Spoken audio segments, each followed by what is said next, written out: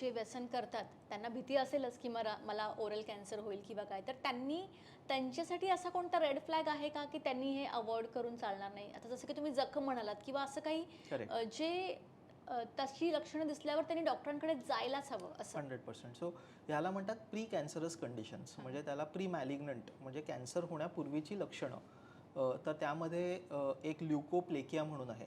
Okay, leuco म्हणजे leuco हा शब्द व्हाईट याला हे करतो आणि प्लेकिया म्हणजे प्लाक, म्हणजे एखादी परत अशी कव्हर किंवा एक लेयर आल्यासारखा.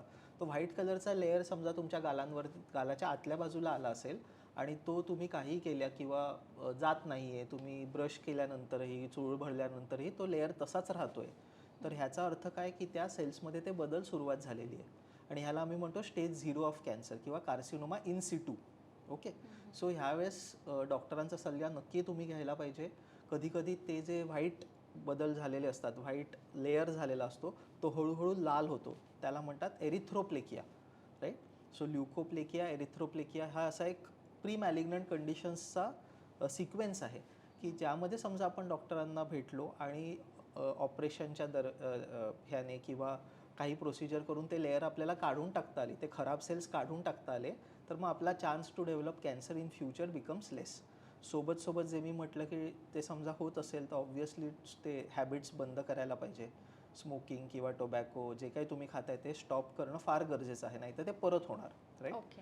सो ह्याला म्हणतात प्री मॅलिग्नंट कंडिशन. बऱ्याच वेळेस तंबाखू सेवन करणाऱ्या लोकांना जबडा किंवा तोंड तेवढं उघडता येत नाही, राईट.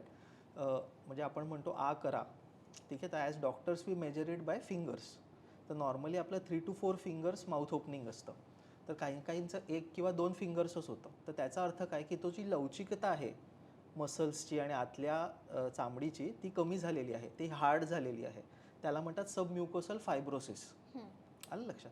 सो ते तसं होत असेल तर again that is a precancerous condition. You have to consult your doctor immediately की हे समजा बदल होत आहेत म्हणजे खूप प्रभाव पडतोय तुमच्या ओरल कॅव्हिटीवरती because of this smoking, tobacco, chewing and other habits.